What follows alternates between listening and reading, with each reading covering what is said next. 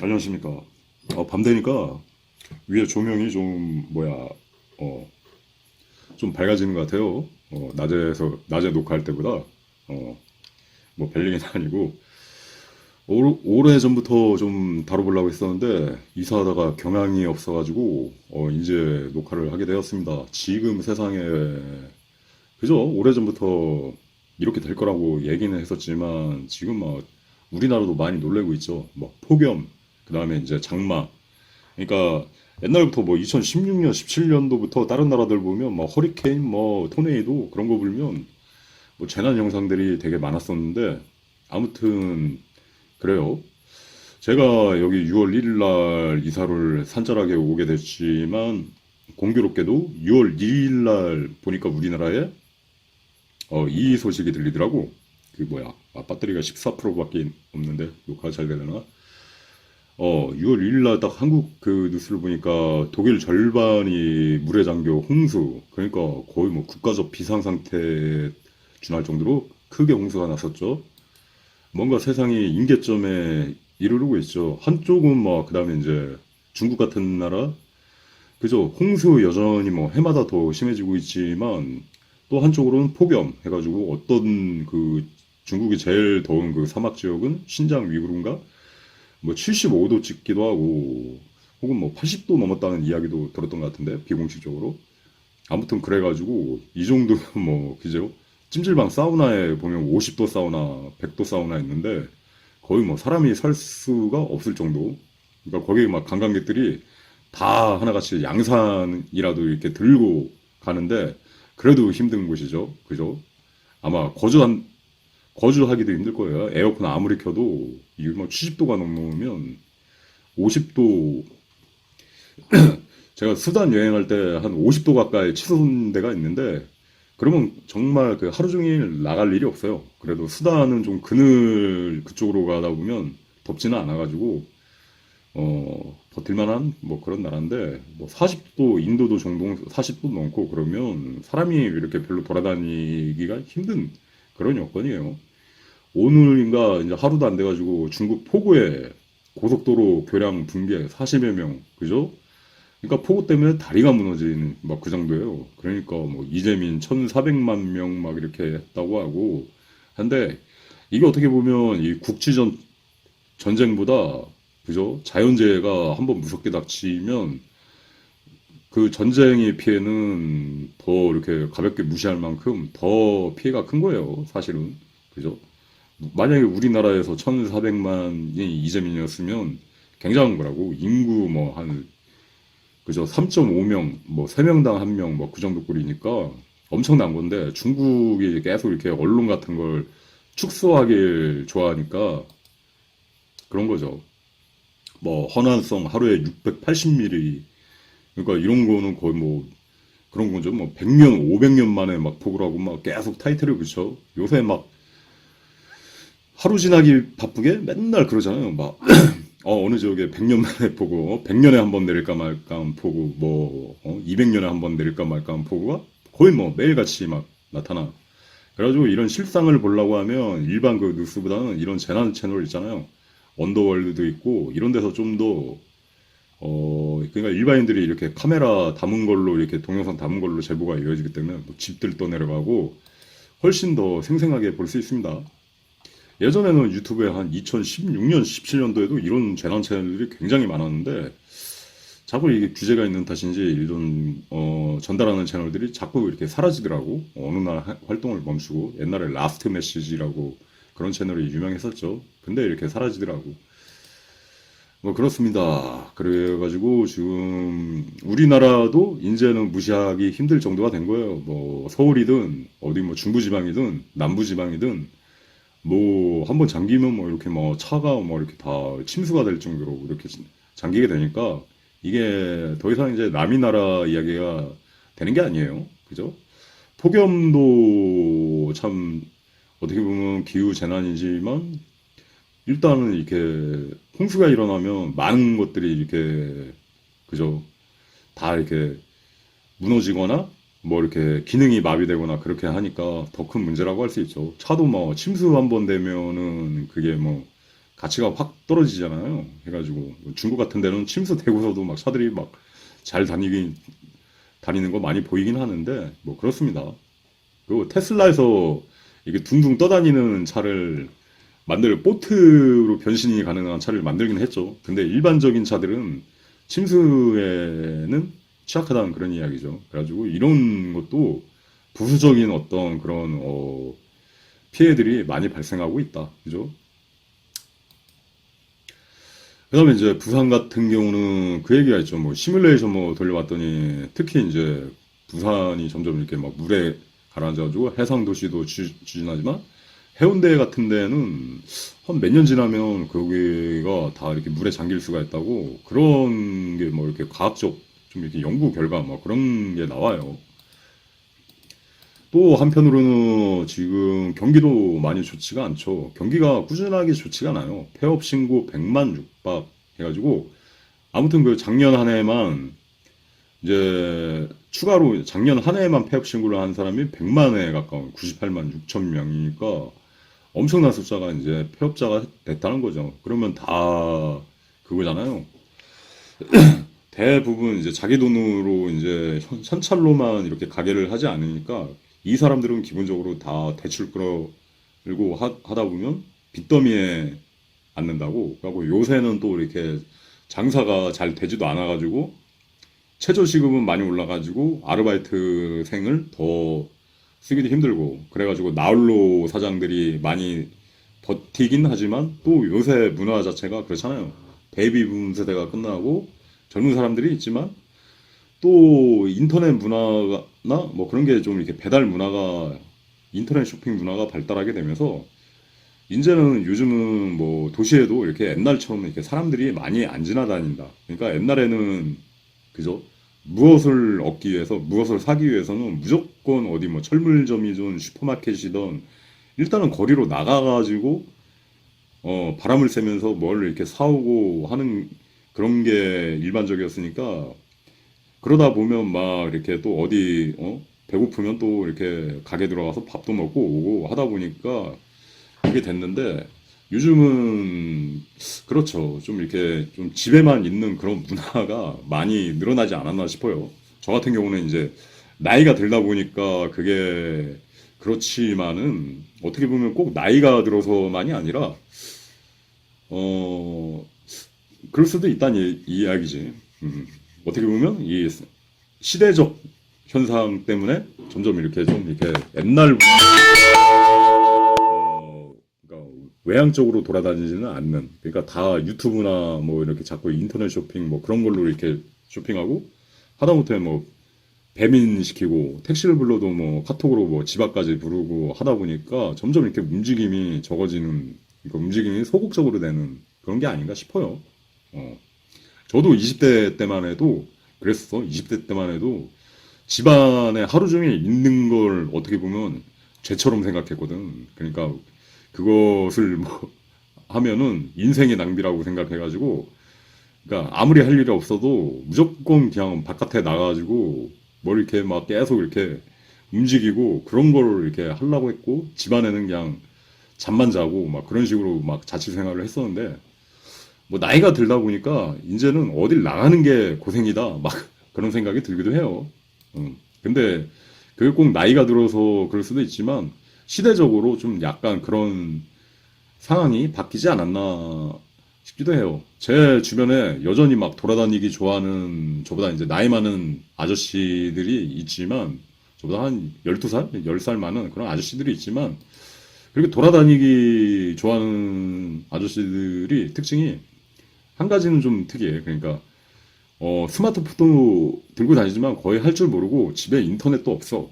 그래갖고 뭐 유튜브 같은 거는 스마트폰 정도만 보고 집에 뭐 컴퓨터 같은 것도 없고 하다 보니까 조금 이렇게 옛날식 옛날에 그 재미를 누리던 20대 30대 때 자기가 하던 방식으로 계속 이렇게 돌아다니면서 이렇게 뭘 하면서 그 라이프 스타일이 계속 이제 정착이 되는 약간 그런 거야. 그래갖고 요새는 오히려 나이 든 사람들이 어떻게 보면 나이 든 사람들은 그렇게 돌아다니는 사람도 있는 반면에 젊은 사람들일수록 오히려 딱히 뭐 자기가 뭐 할 일이 없으면 그냥 좀 이렇게 안 돌아다니지 않나 그런 생각도 좀 들어요. 거리나 뭐 길을 지나다니다 보면 옛날에 비해서 좀 그러니까 아무리 지방 소도시라고 해도 사람들 자체가 좀 많이 안 보이는 것은 아닌가.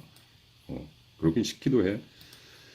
아무튼 그 와중에 이제 중국 쪽에는 탕핑족이라고 막 그런 게 좀 대세가 됐죠. 그러니까 빈익빈 부익부가 커지고 뭐 하다 보니까 사람들이 이제 젊은 사람들이 아 내가 여기서 뭐 이렇게 뭐 아무리 열심히 해가지고 대기업 들어가서 뭐 월 70만 원씩 받고 해봤자 부자가 언제 되리 막 그런 거 해가지고 그냥 자포자기하는 심정. 근데 이게 중국만 그런 게 아니라 우리나라도 마찬가지다 해가지고 우리나라도 지금 뭐 자발적 백수주의자가 많이 늘어나고 있죠. 어떻게 보면 그 원조가 저라고 저라고 할 수 있는데 저는 한 2009년도 그때 이후로 그랬으니까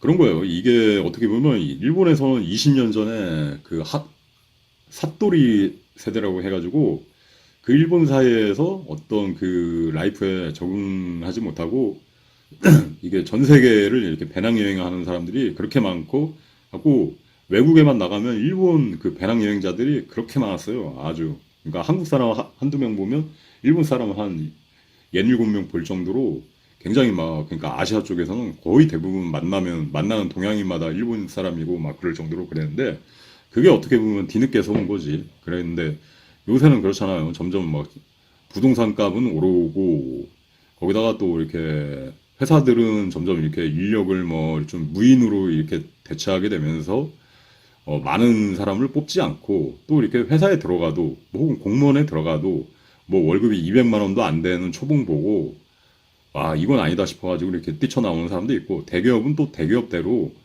또 이렇게 뛰쳐나오는 주의가 있고 이게 어떻게 보면은 한마디로 이렇게 뭐 단순히 뭐 빈익빈 부익 때문이라고 정의하기는 힘든 현상일 수도 있어요. 어떻게 보면 그만큼 지금 젊은 사람들은 굉장히 고금에 없을 정도로 교육 수준이 높아졌어. 갖고 가장 옛날에 비해서 가장 이제 교육 수준이 높아졌고 자의식이 크게 이제 자란 세대란 말이에요. 옛날에 비해서 뭐 이렇게 뭐 옛날에는 좀 강압적이고 선생들이 막 무조건 뭐 해 그러면 무조건 해야 되고 막 그랬지만은 어떻게 보면 점점 그랬고 또 시대상도 보면은 뭐 드라마나 뭐 그런 거 보면 막 이렇게 주인공들 보면 맨날 이렇게 막 벤츠 끌고 다니고 막 그렇잖아요. 막 기본적으로 보다 보면 막 다 호화롭게 하다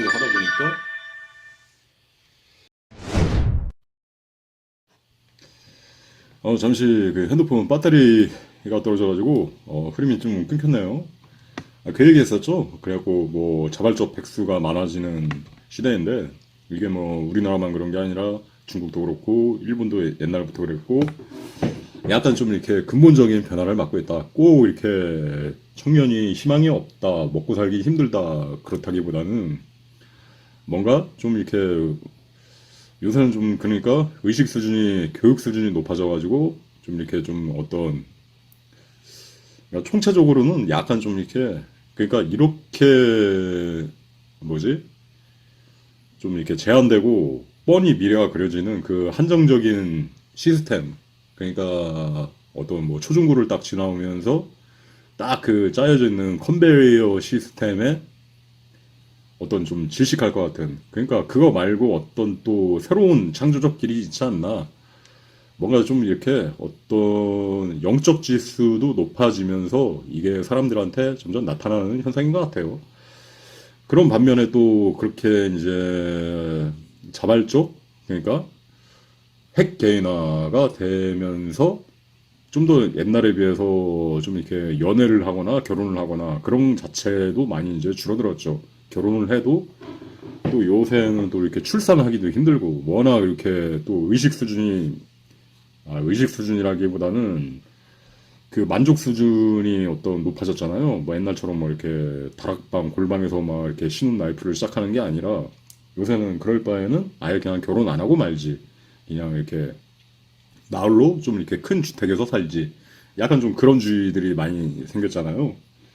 그러다 보니까 그 총체적인 문제들이 다 이렇게 버무려져가지고 이런 사회적 현상이 나타날 수 있다. 그 다음에 이제 뭐 여러 가지로 이제 경기가 어렵죠. 젊은 사람은 젊은 사람대로 일자리도 없는데 또 그러다 보니까 일자리가 있어도 또 이렇게 또 직장이 마음에 안 들어서 그만두는 사람들도 많아지고 경기는 어려워지고 그 와중에 또 재난은 많아지고 해가지고 이제 말세를 좀 대비해야 되는 때가 오지 않았나 싶습니다. 그 성경을 보면 멸망에 가증한 것이 선 것을 보거든 산으로 도망가라 그런 이야기가 있는데 그래요. 제가 뭐 본의 아니게 산자락으로 이렇게 갔지만 그죠? 그 뭐 산으로 가고 싶어서 간 게 아니라 방세가 싸가지고 한번 그냥 와보게 된 거죠. 제 투자 라이프에서는 그게 좀 이렇게 뭐야 시골에 뭐 시골에서 사나 도시에서 사나 사실 이렇게 큰 벌의 차이가 뭐 달라지지 않고 그 와중에 이제 뭐 방세 아낄 수 있고 관리비 아낄 수 있으면 오히려 더 이렇게 좀 이렇게 그 여유를 가지고 다른 걸 또 이렇게 비축할 수도 있고 할 수 있으니까. 근데 그게 이사 간 날 다음 날부터 이렇게 이런 거 막 이렇게 독일 영토와 반이 막 잠기고 이런 조짐들이 딱 이렇게 나타난다는 거죠. 멸망에 가증한 것. 근데 또 이렇게 우리나라 경우를 보면 또 이렇게 청림으로 가라 뭐 그런 얘기가 있잖아요. 말세가 닥치거든 무조건 청림으로 가라. 이게 어떻게 보면 산으로 도망가라랑 어떤 약간 일맥상통하는 의미가 있을 수 있습니다. 멸망에 고룩한 가증한 것이 뭔지는 모르겠지만 그죠? 메트로폴리스 영화 되게 음모론적으로 이렇게 예고를 한 영화인데 거기서의 적그리스도 이 멸망에 가증한 우상은 결국은 AI 로봇이었죠. 그죠? 뛰어나게 굉장히 이제 뛰어난 지성을 인간을 뛰어넘는 초지성을 가진 존재가 왕자에 앉아갖고 뒤에 이제 바포맷 그죠? 역오망성 이렇게 딱 해갖고 이게 사탄이 권세를 뜻하는 거죠. 해가지고 여기서 이제 모든 인간들이 지배를 받으면서 완전 기계화된 부품처럼 이렇게 로봇이 군림하는 사회 그런 건데 지금 보면은 거의 뭐 임계점에 이르지 않았나 싶어요. 이렇게 막 중국에서도 혀 내밀고 막 이렇게 이런 그죠? 뭐 아름다운 로봇들 이렇게 만들고 니얼도를 떠나서 이제 니얼도를 산업을 지나서 섹스 로봇이 조만간 뭐 애니메이션 같은 데 보면 자주 나오잖아요. 이런 막 섹스 로봇들 막 그런 거가 이제 또 이렇게 먼저 개발되지 않을까 싶습니다. 인간이 어떤 욕망과 탐욕을 만족시킬 수 있는 게 항상 산업에서는 각광을 받죠. 그러다 보면 이제 본능과 어떤 만족을 이렇게 하다 보면 그죠? 여러 가지 용도로 쓰이죠. 간호 로봇도 나타나고 뭐 하고. 근데 이게 조심해야 되는 거예요. 멸망에 가증한 것이 뭔지는 모르겠지만 메트로폴리스 영화를 본다면 지금 이게 하나의 저는 짐승의 우상 AI, 일루미나티 I 뭐 그런 AI 스펠링 자체가 또 피라미드잖아요. 피라미드의 그 I 해가지고 우리나라 말로도 I라는 게 좀 약간 좀 이렇게 뭐랄까 뭐랄까 독특하다고 해야 되나? 아무튼 그 I가 눈을 뜻하지만 그렇다는 거죠. 그렇게 해갖고 이 메트로폴리스 영화를 본다면 지금이 이제 곧 적그리스도화된 짐승의 사회가 올라올 수 있는 거죠. 이 AI는 결국 뭐야? 컴퓨터로부터 비롯되잖아요. 컴퓨터는 그거잖아요. 666 바코드. 그 최초의 애플, 그죠? 개인 컴퓨터 666.66달러에 이렇게 되고, 그거에 기반해가지고 여기까지 발전해가지고 했으니까, 어떻게 보면 이게 짐승의 수하고 무척 연결된다고 할 수 있죠. 또 중국 애연인가 우리나라 애연 막 이런 걸 유튜브에서 보다 보면 또 말세 그런 때가 있어요. 환난의 때는 그죠? 스스로 사고하는 기계. 그러니까 사람에게 핍박을 받는 게 아니라 스스로 사고하는 어떤 그 무기 기계들에 의해서 그 압도적인 그런 능력을 가진 그런 기계들을 피해 가지고 막 도망 다니는데 그럴 때가 온다고 하는데 그게 실현되려고 하면 이 AI 사회가 이렇게 해야 되는데 지금 대기업들이 국가들이 앞다투듯이 경쟁에 뒤처지지 않기 위해서 이 AI 산업에 뛰어들고 있잖아요. 그래가지고 지금이 판도라의 문을 여는 그런 순간이 아닌가.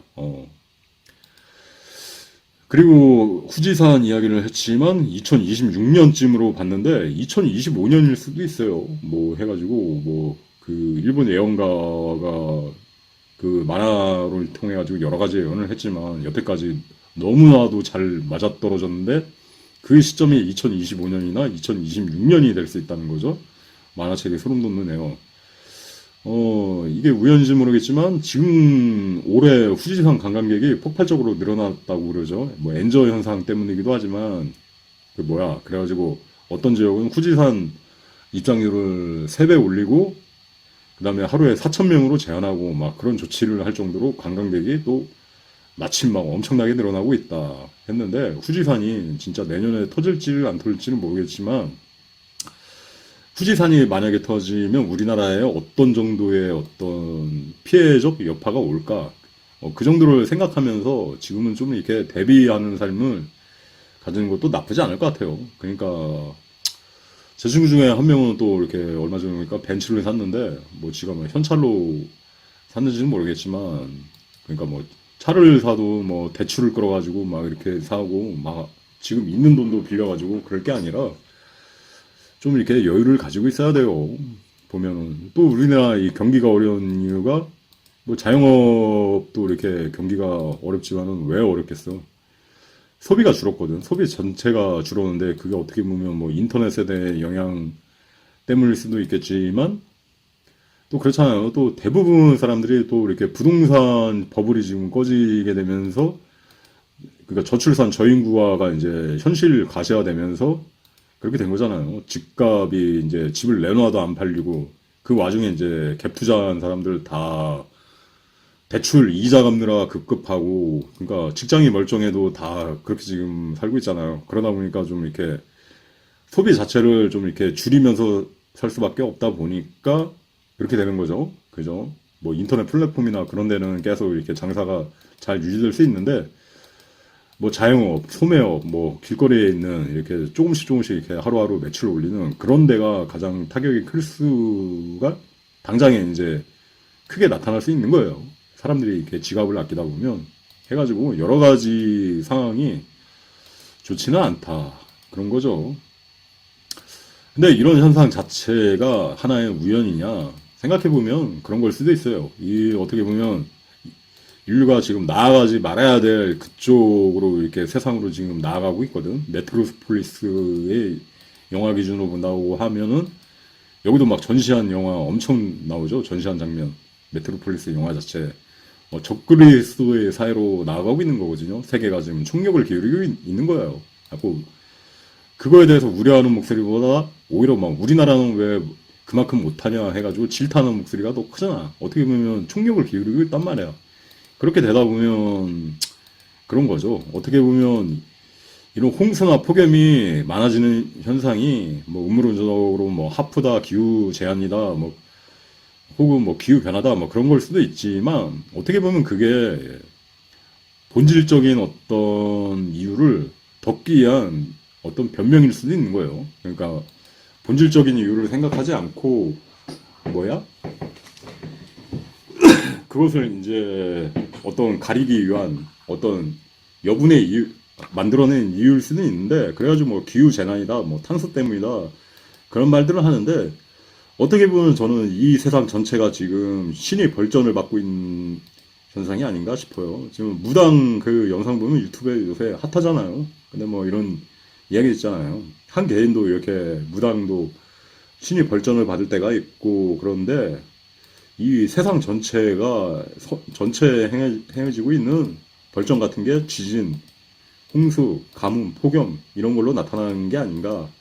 그게 천인 가문하고 비슷한 취지죠. 중국에서 이렇게 사람들이 많은 사람들이 믿고 있다는 어떤 도가적인 사상, 천인 가능론 하고 정치나 뭐 이렇게 지배가 올바르지 않으면 그때 하늘이 노한다 하고 중국 옛날 뭐 열국지나 뭐 옛날 그 고서를 보면 막 그 천자가 망할 때 나라가 그 왕조가 망할 때 그러면 항상 나라에 막 기상이변이나 뭐 그런 게 많이 생기잖아요. 특히나 뭐 재해 같은 게 그런 걸 수도 있고 중국 같은 데는 어떻게 보면 자업자득이죠. 중국이 최근에 메콩강 뭐 상류에 11개 댐 건설해가지고 얘네가 원래 동남아시아 밑으로 이제 국가들 원래 거기에 이제 물이 공급이 돼가지고 했었는데 그 수온을 틀어막고 자지우지하려는 거였잖아요. 그러니까 어떻게 보면 자신들한테 필요한 물을 충분히 비축해 놓고 밑에 나라들한테 원래 물이 흐르던 밑에 나라들한테는 너희는 알 바가 아니다.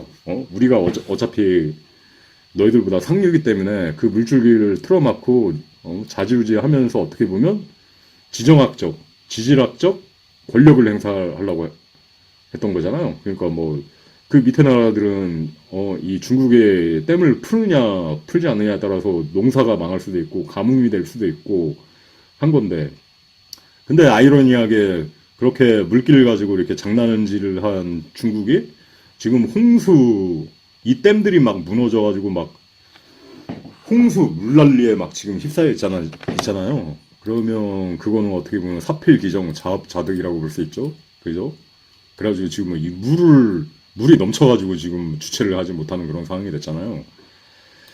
그래가지고 지금 뭐 베트남 태국쌀 같은 게 옛날에 비하면 옛날에 이게 국내 쌀보다 3분의 1 정도 막 가격이 쌀 때도 있었어. 그래가지고 옛날에는 막 수입쌀을 시켜 먹는 좀 이렇게 돈이 없고 막 그럴 때는 수입쌀을 시켜 먹는 게 메리트가 있었는데 지금 보면 이 베트남 쌀이 어마어마해요. 지금 우리나라 쌀값이랑 가격이 똑같은 수준까지 올라갔어. 오히려 뭐 우리나라 싼 것보다 더 비싸거나 뭐 그 정도 수준까지 엄청나게 인플라가 된 거예요.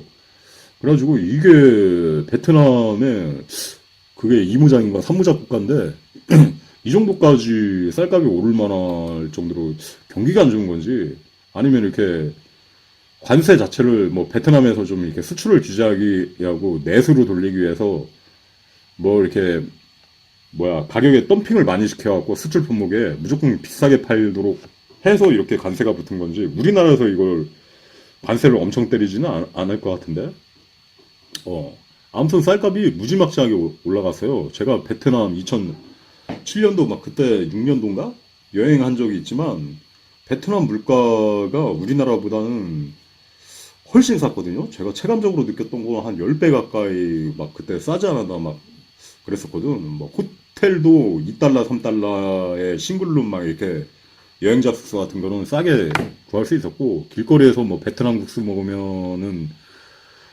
그게 막 우리나라 돈으로 막 500원 뭐 그 정도 이렇게 밥 한 공기에 딱 베트남 콩나물 얹어가지고 베트남 국수 그 베트남 국수가 핫하잖아요. 그러니까 한동안 우리나라에 핫했잖아요. 되게 맛있어가지고 그게 막 길거리에 막 이렇게 팔고 하는데 아무튼 그 우리나라 돈은 500원 정도면 먹을 수 있을 정도로 굉장히 쌌어요. 그래갖고 베트남 물가를 고려할 때 이게 우리나라 지금 쌀 가격이랑 똑같다는 건 사실 말이 안 되는 건데 엄청나게 지금 올랐거든요.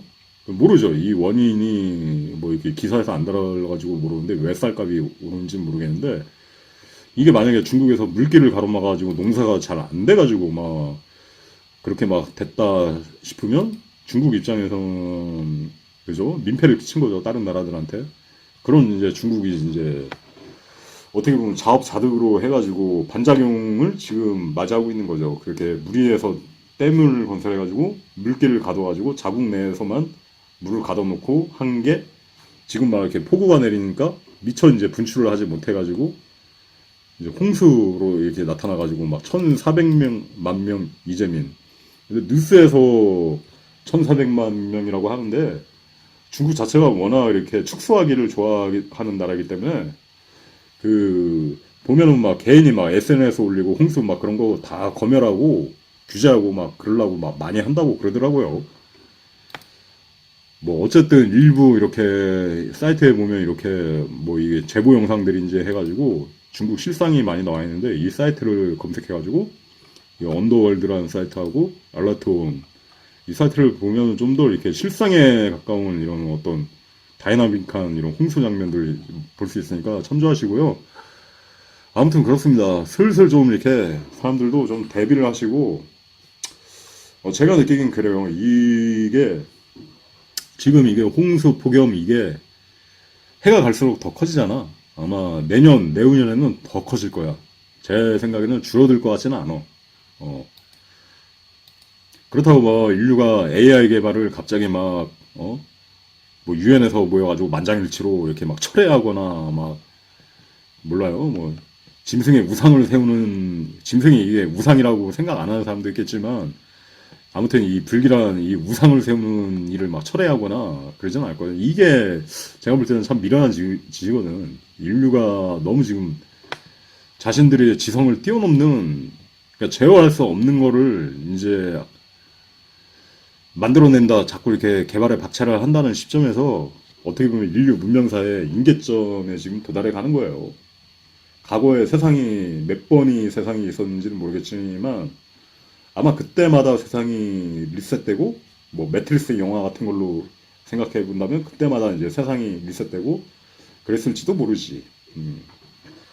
이렇게 세상을 둘러보면 좀 이렇게 이해 안 되는 초고대 막 유적 막 그런 게 있잖아요. 뭐 아무튼 그렇습니다. 그래가지고 아무튼 이 기후 변화 잘 살펴보시고 좀 이렇게 저지대에 사는 사람들은 좀더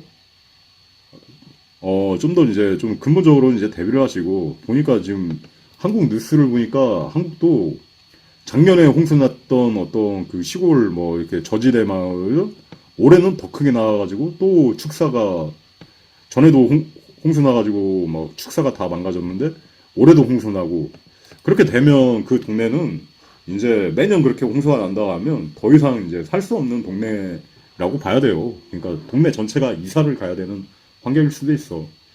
그래서 제 생각에는 약간 이제 앞으로는 이렇게 폭우나 뭐 그런 게 일상화된다고 하면 지금은 뭐 이렇게 뭐 강변 뭐 이렇게 저지대 약간 여기 이런 주상복합 뭐 그런 게 아직까지는 인기가 있을지는 모르겠는데 그런 쪽이 점점 이렇게 좀 깊이 되기 시작하겠죠. 그러니까 매년 이렇게 자기 집 앞에 뭐 지하 주차장에 막 물이 넘쳐나는 꼴을 보면 살기가 싫겠죠. 그죠? 보니까 지금 또 어떤 신축 아파트 42층에서 천장에서 신축했는데 막 이렇게 바로 뭐 42층에서 물 터져가지고 또 사람들 막 열폭하고 막 그러는데 요새 막 신축 아파트가 더 날림으로 짓는다는 거예요. 옛날 그 건축 규제 심할 때 뭐 30년 전 막 그런 아파트들이 의외로 층간 소음도 없고 지금도 막 균열도 없고 되게 막 안정적으로 살고 있는 반면 요새 막 신축 아파트들은 오히려 막 층간 소음도 크고 막 이런 거 막 하자도 많고 너무 이렇게 날림으로 짓는 거예요. 외관만 막 맨날 무슨 영어 갖다 붙여가지고 뭐 무슨 되게 막 특별한 느낌을 뭐 트리마제 뭐 베르디움 막 그런 식으로 해가지고 특별한 느낌을 주려고는 하지만 별로 이렇게 공갈빵처럼 이렇게 내실이 튼튼하지 못하다 뭐 그런 이야기들이 많이 들려요. 옛날보다 좀 이렇게 제대로 된 건축업자가 빠지기도 하고 또 이렇게 외국인들 이렇게 많이 들어오기도 하고 좀 이렇게 전문적인 인력이 있어야 될 자리에 외국인들이 이렇게 많이 그 자리를 차지하기도 하고 그래갖고 예전에 비해서 좀 이렇게 노하우나 뭐 그런 어떤 감퇴된 뭐 그런 측면도 없지 않아 있겠죠. 그러니까 제대로 뭘 아는 사람이 시공을 해야 되는데 그걸 할 사람이 없으면 그냥 날림으로 그냥 이렇게 시공해갖고 넘어가게 되고 뭐 그런 부분도 없지 않아 있을 거예요. 아무튼 여러분들 스스로 앞으로 좀 이렇게 재난이 더 이렇게 폭우가 더 닥칠 수 있다 생각하고 가정을 해야 돼요. 지금 중국에 비하면 우리나라는 아직 굉장히 온화하다고밖에 할 수 없는데 그죠? 뭐 아직 뭐 다리가 뭐 붕괴해가지고 뭐 폭우 때문에 다리가 붕괴하지는 않잖아요. 우리나라는. 하지만 이게 매년 더 세질 거라고 가정을 생각하시고 대비를 하셔야 됩니다. 이상 도움이 되시길 바라며 간단한 근황 및 어떤 좀 이렇게 시대를 둘러보는 영상 녹화를 마칩니다. 감사합니다. 안녕히 계십시오. 찰리맨이었습니다. 오, 정지.